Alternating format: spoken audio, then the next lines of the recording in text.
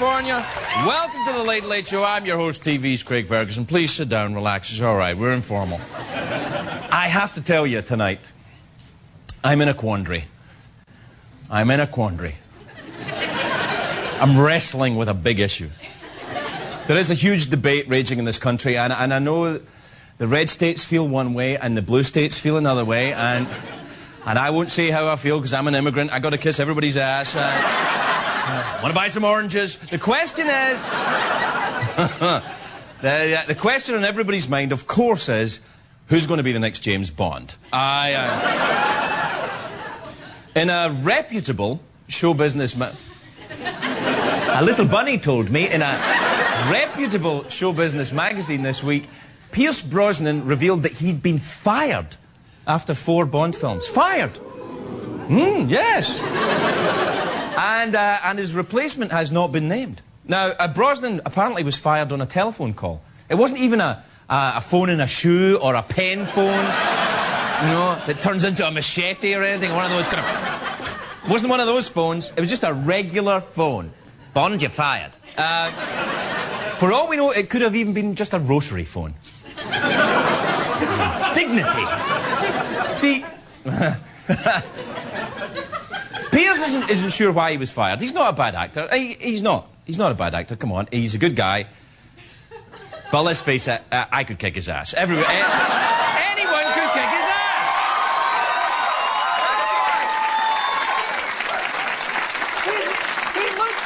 He looks like he moisturizes. Come on. He's a metrosexual. He's all kind of, Oh, no, you didn't, Goldfinger. See, Bond needs to be suave, yes, but he has to be tough. He has to be tough. You know, Roger Moore wasn't that tough, I admit, but he wore a cravat. And admittedly, Pierce Brosnan could have kicked Timothy Dalton's ass, but the original Sean Connery could kick all of our asses, and he still could. He still could. 74. There is only one James Bond. As far as I'm concerned, and that is Sean Connery. Let's bring him back, even if he is 74. Bring him back! That's what I said. Senior Bond. Goldfinger! I've fallen and I can't get up. Don't know what this is, but apparently old people do that with their hands.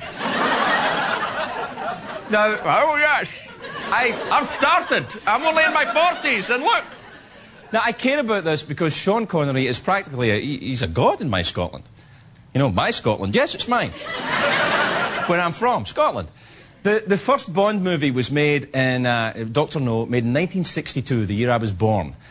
And that's the one where Ursula Andress comes out of the ocean wearing a bikini with a dagger in her belt. You know, dagger in her bikini. Right. See, ever since then, I've been attracted to chicks with daggers. Oh, there's a website. No. Connery, see, Sean Connery was an unapologetic Lothario. He shagged everybody. He didn't pretend to have feelings. He was unrepentantly sexist and violent. Just what we like in our heroes. That's what we like in our heroes. That's what we want, at least from professional basketball players. That's what we want. I'm making it up? Now, the first observation I ever had about Bond, that he was a suave, rich crime fighter, but he had a terrible travel agent. No matter where he went in the world, he'd check into a room, he'd lie down in the bed, and a giant spider would crawl across his... If that happens to me, I want an upgrade. I demand an upgrade. I want a bigger room, or at least a bigger spider. There's a true story about Sean Connery. I don't know if you know this. This is absolutely true. I swear it's true. He was doing a movie with the legendary actress Lana Turner, who at the time was dating an infamous gangster named Johnny Stompanato. And Stompanato, he was a mobster from the East. He came to the film set one day where Connery was working, and he brought out his gun and he said, "Don't go near my woman." And this is a true story. Connery cold-cocked him right there and then. Put him in... The guy had to be stretchered out. Taken away in a stretcher. It's absolutely true. Years later, Lana Turner's daughter actually killed Johnny Stompanato. Her teenage daughter killed Johnny Stormberg. So he couldn't have been that tough. I mean, it was... What, too soon? I don't know. It was what, 50, 60 something? I don't know. Anyway, what are we looking for in the modern James Bond? How about Mick Jagger? He's fashionable, globe-trotting Lothario, isn't he? All right, everybody, you're going there. Well, yeah, now, get over there. Goldfinger, I don't think so. Should Bond even be British and white? Yeah, the world's changed now. There's many immigrants living in England, and it's not unheard of for an immigrant to be a Secret Service agent. Maybe from the Indian subcontinent. How about a Bangladeshi James Bond? Oh, the name's Bond. Bond. Ganesh Bond. 00711. 00711. Yes.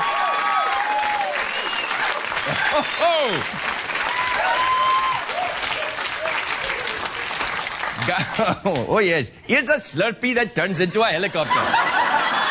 It could get messy. I think I'll get letters. I'm not sure. The problem with Bond movies today is finding a good villain to enjoy. Because there's too many real bad villains in the world. I mean, Osama bin Laden is actually, he's like a Bond villain. I mean, he lives in a cave, he's a billionaire. He undergoes, you know, dialysis all the time, and he's hell-bent on destroying the world.